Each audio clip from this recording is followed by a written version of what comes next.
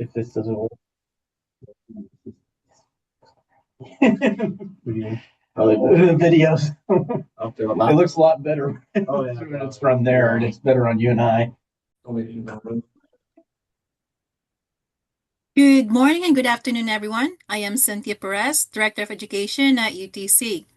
On behalf of UTC, we welcome and thank you for attending this webinar, Exploring Next Generation PLTE Fan Architectures, a Utilities Evaluation Journey, sponsored by GE Vernova. Next slide.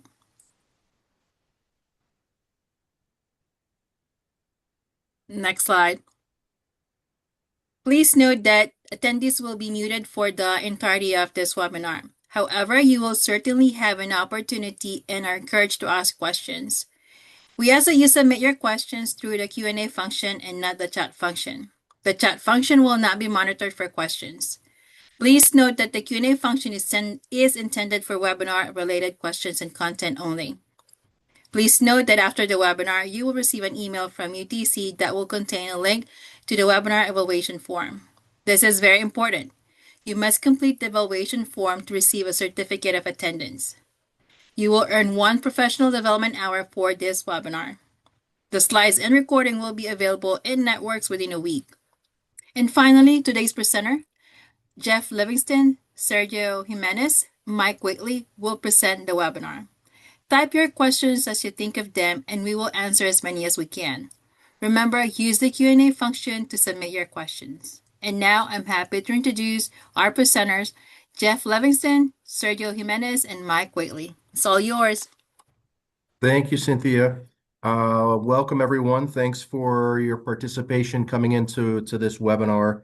My name's Mike Whately. I'll be the facilitator today and help you walk through this particular journey that SRP has been on around evaluating the private LTE technology for their next generation network. What we thought we would do today is ask Jeff and Sergio a couple key questions around their journey. As many of you know, private LTE and updating and upgrading field area networks in this day and age, it is a long process. And so I think from the standpoint of today's format, I'll go ahead and get things kicked off. If we could do a quick introduction, Jeff, you'll go first, and then Sergio on your background and role, and then I'll kick in with some questions to get us started. And that will take us to probably about halfway through our time to get today. And then between Cynthia and myself, we'll be monitoring the chat window, and then we'll turn our attention to your questions. And I would expect that there would be a lot of different dimension type questions that either for Jeff in terms of how the SRP arrived at how they're progressing down this journey path, or Sergio, how the lab was set up. We'll take you through that, and we're excited to share that story with you, and also excited to hear your questions and get the dialogue going. So with that, I'm part of the growth and strategy team here at GE Vernova. My focus is in North America around private LTE technology. I am out of Atlanta and have a long career history around IoT and machine-to-machines technology, mainly around the utility space. With that, Jeff, a quick introduction on your side, and then Sergio, and we'll kicked off with questions. Sure. I'm Jeff Livingston. I'm the Senior Manager of Field Area Networking at SRP. You can see it in my bio. I have 15 years experience in telecommunications and roughly 30 in the power industry. Sergio Jimenez, background in electrical engineering. My previous experience was in control engineering, protection automation control, and I'm a network engineer on the field area network team.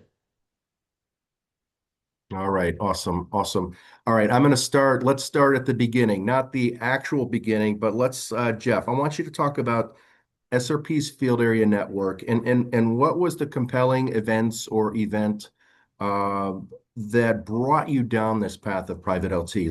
Let's start there. We have a network right now that runs in about 2 megahertz of the upper A of 700 megahertz upper A block. It consists of about 48 base stations and then 1,250 of what we call tier 2 base stations, which are micro stations throughout the valley. We have roughly 4,000 devices on the network right now. That network is getting to be about 10 years old. Some elements are 8, some are 10. And we're starting to look at, well, what's our next network need to be? And we went down the road of defining requirements, looking to see what those would be. And we're just seeing that we don't believe that we can meet all of those requirements, especially things like remoting into devices or higher bandwidth requirements with our current network and our current spectrum. So that's what's put us down the road of looking at LTE. We've done a study or an early estimate of what it would take to put it in.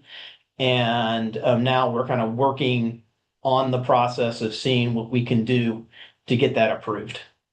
And as I know a lot of people on the call understand, it's not an insignificant price tag, so it's not an insignificant task getting that approval.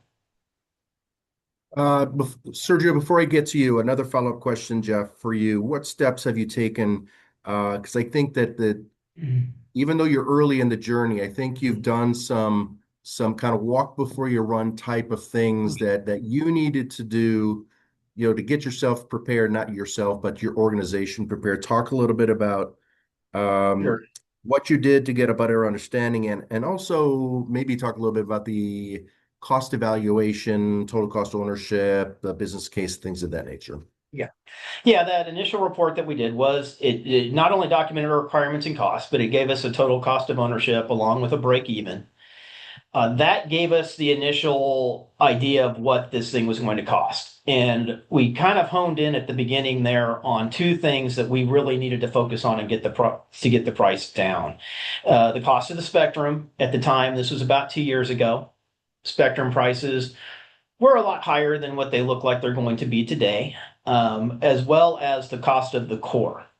So looking at those two, we started focusing in on, okay, what can we do to get the prices down? For Spectrum, we started participating in pretty much any group that wanted to get a new Spectrum offering available. We participated. We did whatever we could to help them get more attention and get more traction. Regarding the cores, our initial report was long enough ago that really it was just based on a traditional LTE core, kind of carrier grade core. At that time, is when you first had the other more utility grade options, cores becoming available. So we started looking into those. And we were really looking for something that not only made the core more right sized to us, but also made the core easier to manage. And that's what kind of sent us down the road of talking to GE at our first, I think it was UBA a couple of years ago.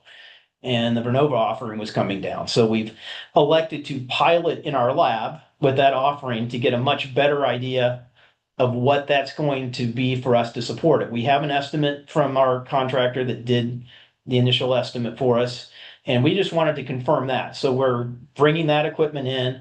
We're going to be piloting in our lab. Then our next step will be we're going to go out to our lab equipment in the little field behind the lab, and then potentially go install on a couple of sites in our network. We also brought in with GE cell plan technologies to help us, do a training. We knew basically what LTE is, but knew nothing more than that. So really, they came in and we did an intense boot camp to bring our team up to snuff on what LTE would be, what the terminology is, how it works, and that sort of thing. We have also initiated, as part of this, a study to look at the ISM band, because as a lot of the utilities on this phone know, our AMI systems are almost all using the ISM band. And so a big question that we have is, especially when you have things like this NextNav petition, which could potentially basically take up 60% of that band, is that really going to be viable for us 10 years down the road? It's not that we necessarily need AMI to justify LTE, But if AMI needs it, then the justification's done. So that's kind of the approach we're taking. So we're really studying right now and working with our AMI group to figure out what that next network needs to be for them. Yeah, a lot of moving parts. Yeah. You mentioned about the lab. Sergio, talk a little bit about the lab approach and the installation you have, of course, without saying, talking about any secrets. And maybe hone in on the use cases that you are kind of fundamentally looking to exercise in that lab environment. For the initial lab usage cases, we're committed to simulating DMP3 traffic that is present on our current network. So we have collected speeds from our current network monitoring system through NetFlow, and we're going to compare our current 1x1 megahertz fan to what we will see with the throughput and bandwidth that we'll get from the private LTE on band 8. So our existing devices are capacitor banks that produce that DMP3 traffic, and also Flizzr devices, reclosers, and also cellular modems that we utilize in the field today.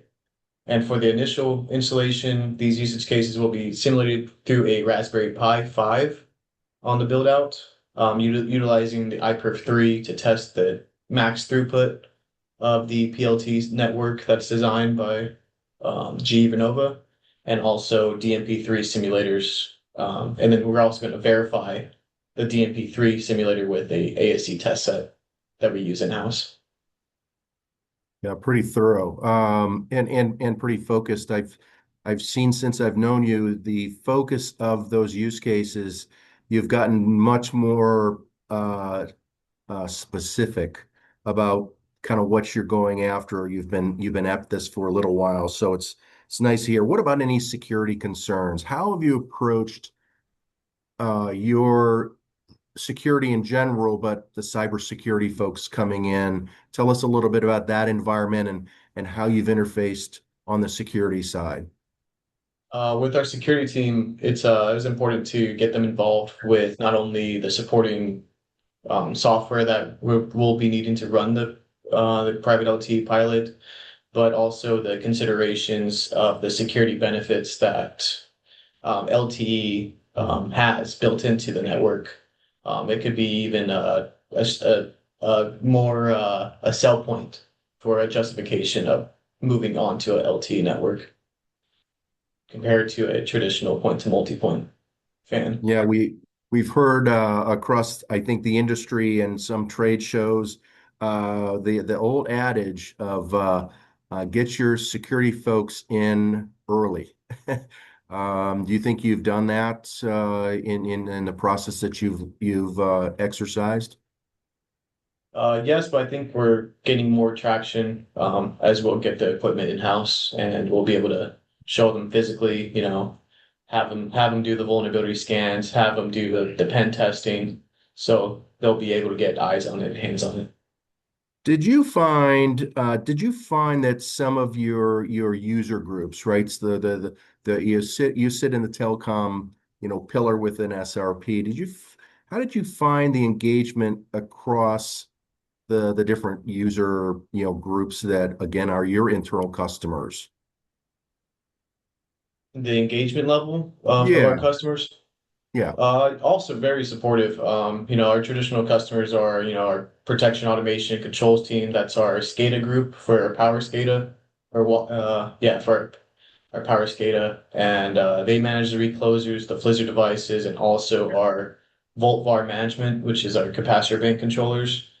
And right now, we're just waiting on our metering team to get more involved with their solar meters installs. So once we get the equipment, we are going to use a edge router to hook up their device in the switch yard, and even expand that to even our microgrid group.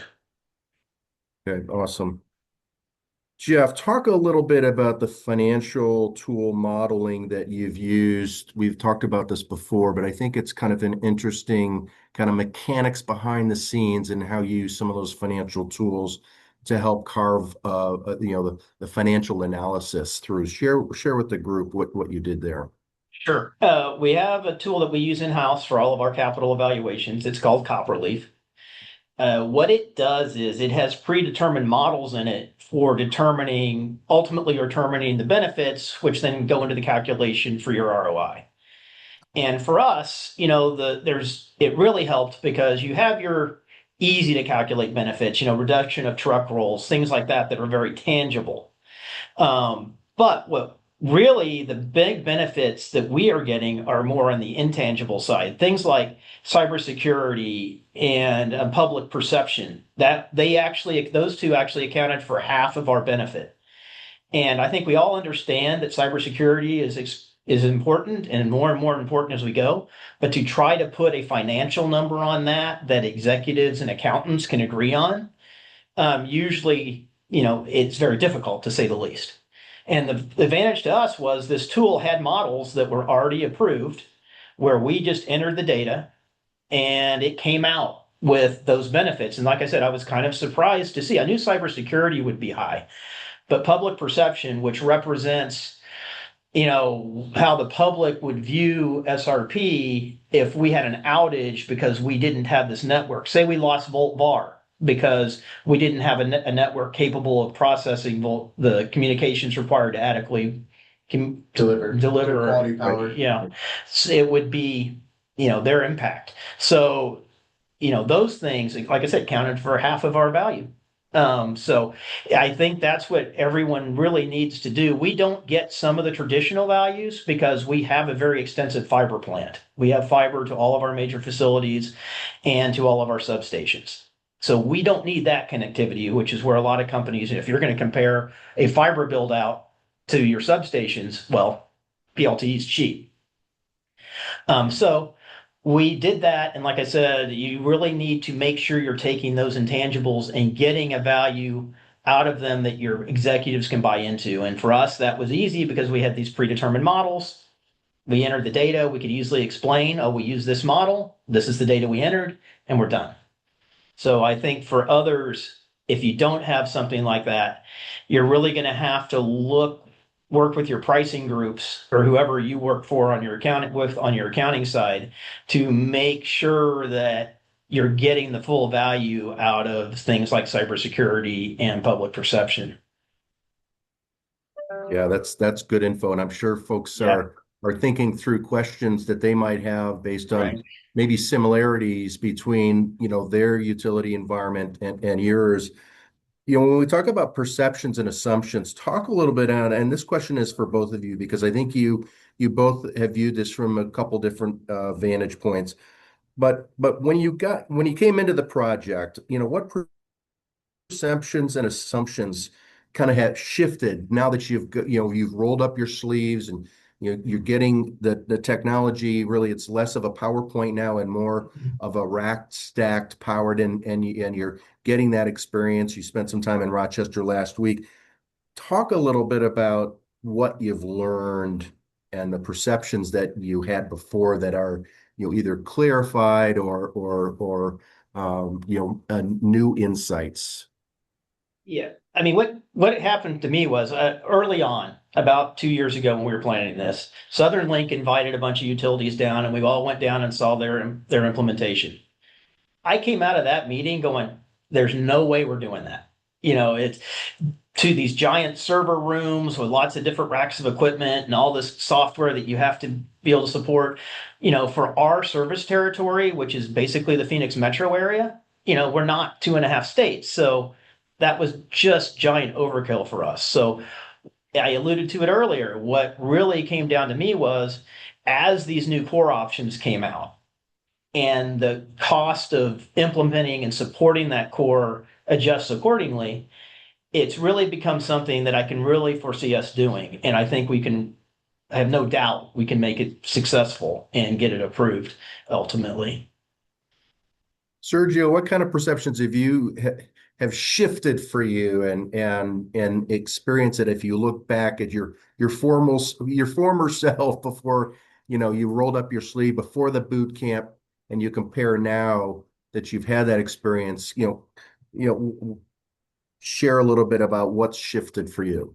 Yeah, I would say the one thing that did jump out to me after when you said that shift from seeing the design on a PowerPoint, the deliverables to and then to a rack that's built out. You have the BBU, you have the cores, you have your remote radio head set up, and you have your edge routers. Was the scalability of the PLT network. So right now, we have about 300 modems, 350 cellular modems that we service on our current fan. But like a private LTE build out, we'll be able to slap in a SIM card into the modems that we're deploying nowadays. So it's ease of access of the deployment and also opening up internal conversations with our transport team on how to design and tweak this pilot from a pilot perception into how does this look in a production rollout method? Can we check some boxes in the pilot? So ease of installation, ease of rollout, those questions are answered by this pilot. I think that the scalability of, not only our group, the wireless group, or the fan group, but entire telecom. I mean, how would they interface with this new network?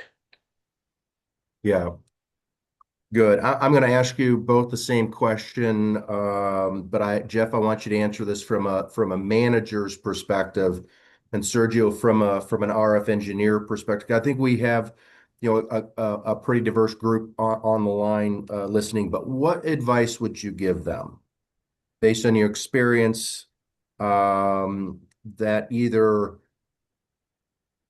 that utility is on the fence or they're working down that journey?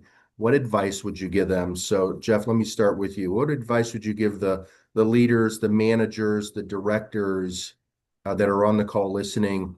What advice would you give them now that you're kind of down this exploratory path? Yeah, I'd say one mistake we made with our current network that we're definitely not going to make with LTE is assuming that our current experience at the time we had a lot of point-to-point microwave experience would translate to our current network. We understand same thing here after going through the training and really bringing our people up to speed. LTE, especially because the RAN is similar, but it's not exactly the same as what we're supporting today. There are a lot of complexities because of the way LTE works that you have to work into your design of your RAN. But the core is a completely different animal than anything we've ever seen. It's not just a network connecting your towers. It's way, way more than that. And I think you really need to bring in someone. If it's a consultant, if it's a hire from one of the carriers that really knows LTE to help you through this journey. The other thing is, one thing that we really struggled with internally, and I think I've heard other utilities have the same issue, is getting our internal folks to think 5-10 years down the road. I mean, 5 years down the road, maybe 10 years, we struggle. We're really good at coming up with what we do today, and we're going to do more of what we do today. But I think as you go to UBA and you go to UTC and you go to all these different groups, you find out there's going to be a lot more devices out there than what we do today. It's not just going to be reclosers. It's not just going to be switches. It's not just going to be capacitor banks. There's going to be AI and other things out there, and find a way to bring those into your justification. Because by the time our internal groups figure out they need it, it's going to be too late. They're going to say, hey, I want to put this device on our network. And we'll go, great. 5 years from now, we'll have an LTE network for you. Well, I think we all know it doesn't work well when you give them that answer. So those would be mine. Yeah. We talked about the crystal ball. Yeah. And it's interesting, Sergio, before I get to you, you talked about that 5 to 10 year crystal ball. It's kind of tough for the internal groups. What about the executive team there at SRP? What kind of challenges were there in terms of looking further down that path as a manager, because you had to roll up that business case up to that suite of decision makers? We're in the process of doing that. I mean, what those decision makers want to know is, are there people on board, right? I mean, it's not an insignificant amount of money that we're asking for. It's not an insignificant amount of ongoing O&M that they're going to have to provide as well. So they want to hear from their people that they are on board with the fact that this is needed. I mean, more, they want to see that if we make this investment, will it be taken advantage of? Yeah. And, SRP went through something similar back in the 90s when we started installing fiber. There were people in the telecom group, even at the time, that said, oh, we're never going to have data requirements beyond what copper can provide. Now we look back and going, we are so lucky that they had the foresight in the 90s to start installing this fiber because we're way ahead. The same thing is true in my mind for LTE, and we're trying to leverage that. But the financial situation is different today. I'm not that any utility is struggling, but we're just under a lot more scrutiny than we used to be. So it's not as easy to be that progressive. Yeah. Yeah. Good. No, I think that's interesting insight because I think some of those workshop breakout sessions across the UTC national and UTC regionals, it's how do we engage that executive level and make sure that you're putting together the right fiscal content and make sure you've got engagement across the users for them. So Sergio, I want to pass it to you. What advice would you give for the field engineers that are listening in in terms of lessons learned that utility may be on a fence or a field engineer may not be completely sold. What are your thoughts as you sit from a field engineering, vantage point? I just want to build off of Jeff's when it's building out an extensive business case for private LTE, those internal workshops for our customers. Meet with more than our traditional customers, such as metering, protection, and controls, physical security, corporate IT, water SCADA. If there's any divergence of networks, consider consolidation of networks. And right now, we have a ADMS group that is, planning on throwing out several thousand line sensors in the next 10 years. And right now, their plan is to roll out a cellular modem with them. But, does that cellular modem operate off of a spectrum that we're looking to purchase? Have those type of plans for future-proofing the network so those devices can easily migrate over to the future private LTE network. No, that's good. That's good. Thank you. I want to pass it over to the audience on the line. I see we've got 40 plus folks, on the bridge.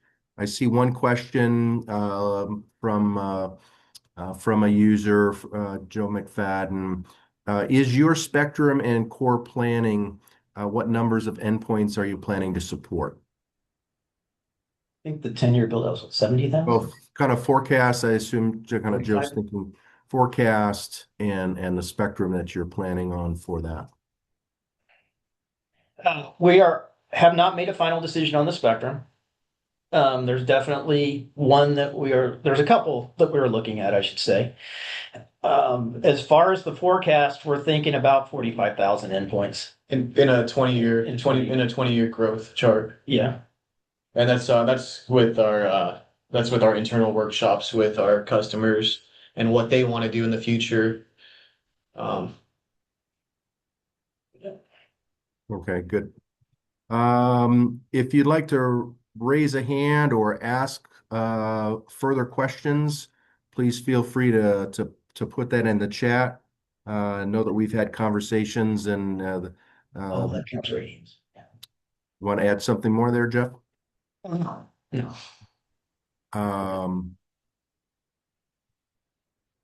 So talk a little bit about what types of resources did you feel were helpful in getting kind of moving down the path of that journey? I mean, some of the journeys are relatively, quick, but others, pretty calculated. I would kind of put you in that, calculated category. What resources have you seen either from UTC or other resources out there that have been helpful for you? We have used UTC, we've used UBA, we have used EPRI research. Yeah, definitely those organizations have helped. The big thing is we've used several different consultants. We've kind of used this as a way to kind of test out consultants as we've gone along. So we've done several studies that we needed to do. We talked about the ISM band study. We also did that in an early estimate of what we were going to do, what the total cost of ownership would be. We did another study where we looked at what are the core options, because as I talked about, we really identified the core as being an area where we needed to try to trim the cost. But, again, we really leveraged external consultants for that because we didn't feel we had the expertise in-house and we felt that they were much better positioned for us. So I would really lean on, find someone you can trust that can help you down this. And like I said, we've spread it around. Part of it is testing out, potential partners to go forward with. Part of it is they just, had the best response to our RFP. So that is really what I would suggest is that you find that group you can trust. Yeah. Sergio, you want to add anything more? Yeah. From a RF engineer. No, and investing into your resources such as, private LTE training, what opening the eyes on what is all involved in supporting a private LTE network when it comes to understanding, bearer support, QoS, coverage versus service, tower place, RF plans. So getting a trainer, an outside external trainer or and utilizing them to train your staff to open your eyes and see what it takes to take that next step and where their gaps are.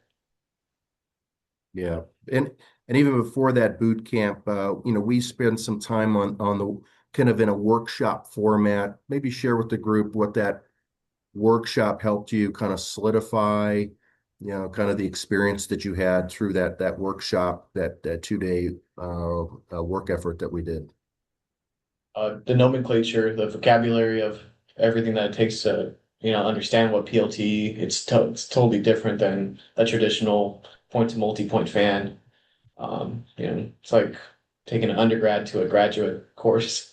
And it's a lot more specific and it's a lot more technical. And the diploma is not as shiny. Yeah, doesn't. Yeah. Jeff, what did you see, from that workshop and maybe even from the boot camp from your team? One of the emphasis I remember in the workshop was the notion for you is I got to make sure my team is knowledgeable about this technology. What was your experience and exposure, your response from the workshop and the boot camp? I would say it took a lot of the mystery out of LTE for the team. We were talking about it, but then you hear the terms to Sergio's point, what's an eNode B, things like that. And it really helped get us all talking and understanding what we were talking about. We have kind of, not everyone on my team is directly involved with the pilot, but we did send them all through the training just because we are talking about this at team meetings and we are explaining what we're doing at team meetings. And it really got to a point where now everyone understands what we're talking about and everyone's speaking the same language. So that was the big thing that's the whole reason, I brought you all in was to make sure we were all doing that. And that has been very successful. And I think it really helped with buy-in on the team as well. And now the team understands, not just the people working on the project, but the entire team understands why we would do this and what the benefits would be compared to our current network. Yeah. And then we pass that knowledge on to our customers who hear about this pilot, like, oh, PLT pilot, oh, is this going in? And then we have to, have those internal presentations and educate our customer groups on the technology and the benefits of it. So it's a good baseline foundation that I think is necessary. Yeah. Right. Got a few more questions in the chat. So let me fire off a couple of these. And then actually, I think some of them are pretty interesting where maybe they will spur a few more questions beyond that. Talk a little bit about the strategy for that 700 network you have today in terms of preserving it after your deployment of private LTE and what the thought process is behind that. Yeah, I mean, our first step is that network has to stay in place, and it has to stay in place until we have time to move all of our existing devices off of it. We're assuming that's about a problem based on what we did last time, probably about a 3-year time frame. So if we start from the time we start to the time that network retires, we're talking 8 years. So we are actively life cycling devices on that network starting today, knowing we need it to last that long. Once that network is fully retired, our plan is to leverage the 700. And we haven't talked in a lot of detail. But it's going to be something potentially to fill in holes. So maybe we use NB-IoT in areas where just we don't need a full LTE coverage, but we have a number of capacitor banks we have to do. So would we have something similar to our tier 2 base station today that would just cover that area and then connect onto the LTE network to back all that data? The other option that I've had people have thrown at me is maybe we put that 700 on all the. We're very lucky. Not only do we have 1.2 million meters, but they're all in the Phoenix metro area. We have a lot of mountains because we're in a valley. Do we just overlap the valley with that 700? So areas where the LTE is an issue, we can connect to the 700. Now, knowing we're not going to get the full functionality out of that system, but at least for devices that are less critical and not data intensive, it would be a valid option. So that's our thought, is that spectrum would stay around in some capacity for infills, for safety net, whatever you want to call it. Sure, sure. Good. This next question, Sergio, do you want to add anything more to that? No, no. Yeah. No, we would just have to, yeah, a good migration plan, and then have a trade-off between using private LTE versus NB-IoT if a hybrid network is chosen.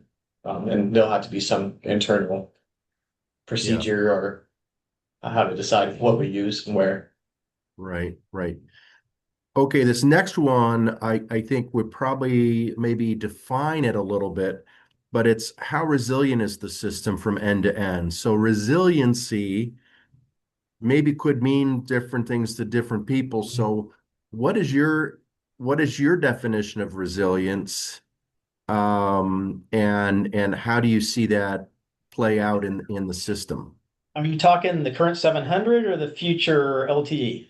Well, right now the question is really the system from end to end. So maybe we talk about the resiliency of the network today and how have you built maybe a strategy for resiliency. You've learned to build out a more resilient network in the future with private LTE. How about the roaming? Yeah. Go for it. You got it. This Yeah. this is from a participant. He says the future LTE in particular. So If future LTE in particular. Yeah. Our expectation is that our current network, for what it is, a point-to-multipoint network, we've done a lot of work to make it resilient. Was it that day, the day it came live? No, but to us, resiliency means, is the network available? And if we have an issue, is it able to self-heal, basically, is the way I would, Describe it. I'm probably going to regret defining it that way after I think about it. But so today we do have the ability to roam between devices, and we do lose tier 2 base stations. A lot of them are lost to line outages. And as any of you probably know, line groups aren't great telling us when they're going to take our base stations down. And so devices will roam to another base station. So we have some amount of resiliency there, but our tier 1 network, which is higher capacity, is point to point. Static. And static, yeah. And so it can't roam. So those devices are highly critical. They tend to be devices people care about, so our line groups make sure they're not outlawed. But all of that being said, we would expect out of an LTE network, since it's been vetted by the carriers and roaming and things like that are built into it for the entire network, we would expect it to be highly resilient. And, and things like, carriers, one reason that turned us away from carriers is they just aren't putting in generators. They're putting in maybe 8 hours of backup. You hear stories from like Southern Link where they had a hurricane and the carriers were down for weeks. Southern Link had their network back up, I believe it was in 48 hours. We are expecting similar performance if we put in an LTE network. We will be putting in battery backup. We will have mobile generators that we can go in and keep those sites running. So we would expect a very high amount of resiliency built into the network. Yeah. Do you view the commercial carrier you mentioned in terms of relying on that network at 100% clip, but do you have an approach to using that in a in the field area network as backup or redundancy? CRC servers. Yep. We do. Yeah. I mean, we definitely will have a roaming agreement, which helps with that resiliency. We do have the, dual SIM radios potentially. We haven't gotten that far down, but we do expect to have either single SIMs with dual profiles or something along those lines that could work to keep our network up and running. Yeah, good. This next question has to do with services and support for you as you begin this build out. So here's the question. Do you plan to support and maintain the core with your own staff, or will you look outside for assistance to get your project, off the ground? Long term, it will be our staff. Part of my view of the RFP we would submit would be we'll be bringing in a partner to build the network with us, that we would be sitting alongside, learning from them as they're building the network. And then there would probably be, and this is just throwing it out there based on conversations I've had with other utilities, 2 to 3 years of joint support of the core until our team is fully competent in being able to support the core, if that makes sense. So ultimately, we would be supporting it, but we would be leveraging a partner early on. Yeah, good. Other questions from the field? Let me know. And I've got we had 4 or 5 questions queued up there. I think as we kind of wrap up, I've got a few more questions for both of you. But maybe spend just a minute and Sergio, I'll start with you. What are the lessons learned? What are the lessons learned for you thus far? Lessons learned. The one big one. Is there one big one? Shoot. Trying to think. Maybe 2 big ones or 3 big No. ones. I'm trying to come up with one big one. Running this pilot alongside, current like my current job responsibilities. It's kind of hard to flip-flop between the two. But, focusing on just the lab implementation and, coaching my team, my colleagues on, how this network is built out, how it's set up with the PLTE network for the pilot. It feels like my brain just never turns off. I'm thinking about this at night, I'm thinking about it in the morning, and, I'm just trying to, string along anyone who's interested on our team and trying to get them up to speed on what's happening on the day-to-day when it comes to this pilot. Yeah. Jeff, what about you? Yeah, I think I've touched on it a couple of times now, but the big thing is the face of private LTE is changing. When we started 2 years ago, the price we were estimating is about twice the price that we're estimating now. There's more spectrum options, which is not only giving you cheaper spectrum options, but the more traditional options are coming down as well. There are changes in the cores. There's all sorts of things that are changing. So you really need to keep on top of it and don't give up just because you come up with a number that you don't think you can ever get approved. As more and more utilities start adopting it, it's going to get more affordable. And I think we're at a point now where it's, in my mind, when I compare what we paid for our current network, which is far less flexible than an LTE network and far less powerful, I think it's getting down to a very reasonable price compared to where it was. Yeah. Talk a little bit about, as we finish up here, do you have any blind spots? And for those folks listening in and watching, Jeff and Sergio and I had some pre-canned questions, and so I'm throwing them a few curveballs. But I think it's okay, more than a few. But I think it's so unique in this industry that the competitive environment between utilities, there are none. There are so many ways to learn from your neighbor utility across the country, and the uniqueness of each utility. None of them are the same.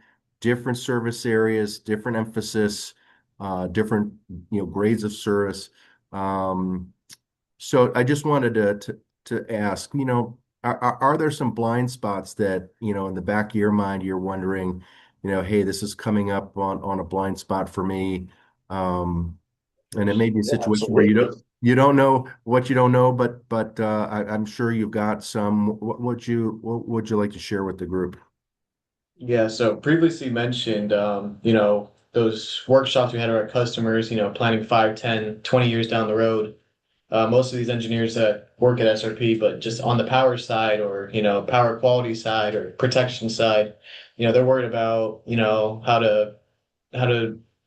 to protect their how to design jobs and status quo, keep everything steady. It's hard for them to think about what's down the road. So I think a blind spot for us, for SRP in general, is future proofing. I know a lot of people talk about it in telecom, but not a lot of folks talk about it in the power industry, in our power groups. So they're, whatever, vendor or relay that's new, they'll test it out, they'll throw it in there. But, talking about the future, planning for the future, it's hard to have, a group of engineers all agree on one thing at once. So I think that'd be a big blind spot for not only SRP, but for a lot of utilities out there. Yeah, that's a good one. Winning the hearts and minds one at a time. Yeah. Good luck. Yeah. Yeah. Jeff, what about you? That's a tough one because Sergio stole mine. Okay. No, so I would say that is definitely the biggest blind spot is having that crystal ball and not having that crystal ball to see the future. Uh, I would say another one is, and this is something we have always dealt with. I'm sure other utility telecom groups have dealt with the same thing. We always have to be ahead of our customers. And that creates that blind spot, right? Our customers are wondering why we're thinking about what they're doing 10 years from now when they are just trying to get through the current year, right? And Yeah. we even had it interpreted once I got back to me that they thought we didn't have enough to do. So we just wanted to install this network to have something to do. And I'm like, no, that's not it. We're busy every day like you are, addressing incidents and, expanding the network and doing all that. So I think that's part of it is making them understand that we can't wait until you're ready for something to start building this network. Yeah. We have to build the network. We have to start 5 years before you need it. We can't start when you need it. Mhm. And so that's the biggest one to me is, just understanding we're forced to think to the future. They're just trying to stay alive today. And so it's trying to bridge that gap. It gets Yeah. very difficult. Yeah, that's a hard one. And I'd imagine that there's very few utilities out there that don't have that blind spot. Yeah. Talk a little bit as we finish up here. In the industry, we've heard about IT/OT or OT and IT convergence, or organizational chart, but also cultural the culture between the operational side versus the IT side, informational technology side. What's that environment look like at SRP, and has it evolved to a point that allows these conversations to happen? There's another curveball. You can take it. No, I didn't. To be fair to Sergio, he hasn't been here long enough to see this transition. Okay, so this question is not for Sergio. So I will say the interesting thing has been, definitely, back when we were doing Sonnet, we've migrated to MPLS now. And we were dealing with predetermined circuits, and IT was doing this IP thing. And we're like, well, that'll never work for us because latency is too much of an issue for us, and this and that. And then we realized, Sonnet's going away. And MPLS is coming. So we went in and we started, adapting the packet-driven technologies, and we started working on how can we shave off the latency. And so that is a big change. Another big one that we deal with, and we're still fighting it today, is, your help desk a lot of times, and your monitoring folks. We have our own monitoring team separate from IT, simply because what's the first thing IT asks you when something goes wrong? Well, how many people in your group are affected? Well, to them, 5,000, 1,000 people can't do their Word document today is more important than 5 dispatchers that can't see the network, because they're so driven to numbers of users in IT rather than the importance of the user.